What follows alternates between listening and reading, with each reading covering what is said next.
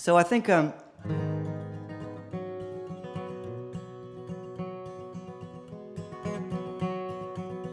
usually how I start thinking. That's what it takes. I have to verbalize that I'm going to think, and then I go away and do it for a second, and then I come back when I've thought of something. I only really do this one thing, and sometimes it goes well, and sometimes it doesn't. But if I had another hobby, it would be complaint. And sort of the wrong moment right before the break to get into this, but here I am.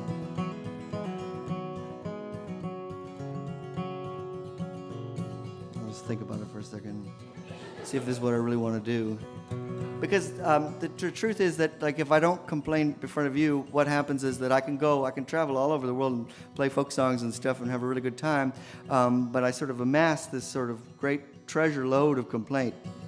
And what I do is I won't do it in front of an audience. I'll sort of let it get bottled up. I don't want to complain in front of an audience because I really like my job. I really love being here.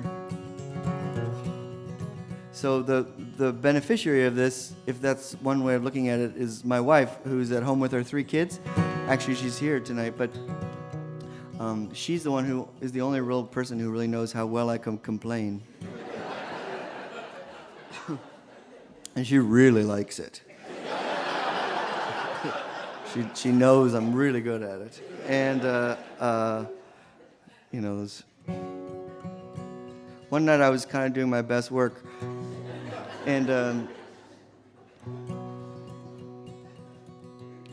just going to tell you, I'm going to give you a little intimation of it because I'll speak about it sort of loosely, but one night I had sort of stayed in the Sheraton Hotel, which is a nice place as they go, but had so many pillows, I was sort of driven out the end of the bed.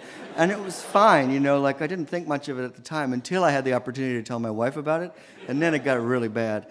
And what I did was, rather than just tell her about the pillows, I sort of took all this sort of angst and fear and as a raw material, and I built this rather elaborate Palazzo of Pain that I set on a hillside.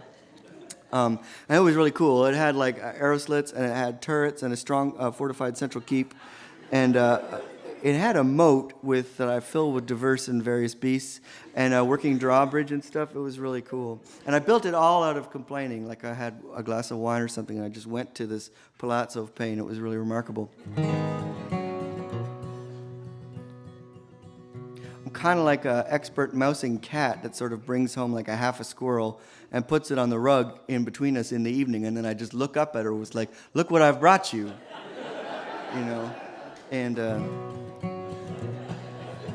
but I don't know if you've ever tried building stuff out of fear. I neglected to install the sump pump, so the fear out of which I built the Palazzo of Pain started to threaten the very foundations of the palazzo itself. And I think this is why I'm really good at complaining, better than most people, is that rather than just sort of get up and have another glass of wine or put a log on the fire, what I did was I hastily constructed a Roman aqueduct with columns and arches to siphon the fear off the top of the Palazzo of Pain. And this was a great development because now I could travel my fear over great distances. And I've long taken my evening walks in the Garden of Monetary Misery. And I built it when I was younger. I've been going there a long time, and I was more pretentious at the time, so I laid it out along the palace garden plans at Versailles.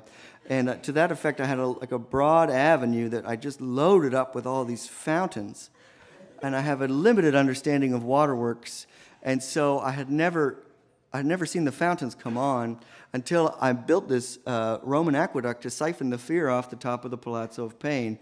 And all of a sudden, it was really kind of remarkable, and all built out of complaint. And the thing was so great was that all of a sudden, like the Venuses started, pouring their eternal cups, and the little cherubim had like a much-needed pee, and the grotto shone with this sort of unearthly light. And I looked over at Teresa, and I was just like, and her eyes were literally rolled back farther in her head than I'd ever seen. And she was just like, Luedecke, because that's my last name. She was like, Luedecke. She was like, don't worry about it. We'll just live lower on the hog.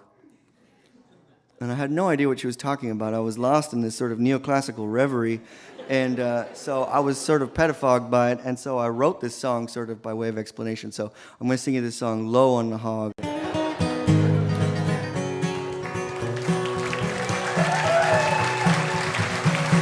You don't know where I'm going, you don't care where I've been. You say, when are you coming home again? But oh, my little darling, we're too old to be this green. We run like a well-soiled machine. And I am just an old trick done by an old dog. Say it's time we lived lower on the hog. Low on the hog. Low on the hog. Well, I am just an old trick done by an old dog. Say it's time we lived lower on the hog. The conditions on success have left us now with less. The discomforts of our youth, we're closer to the truth of maintenance and care. No one wants to sing, you want a brand new one. It doesn't cost a thing. Low on the hog. Low on the hog. Well, I am just an old trick done by an old dog.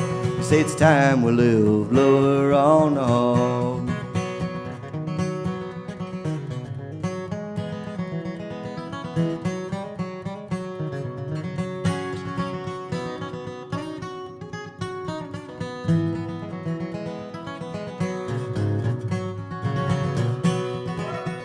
How long can you tread water before you sink or swim? This table could be level with a pie chart for a shim. All the money that is gone was the biggest piece of pie. We'll get more up in the sky when we die. Low on the hog. Low on the hog.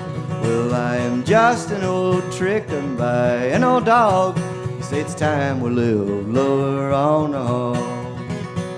Well, I am just an old trick done by an old dog. You say it's time we live lower on the hog.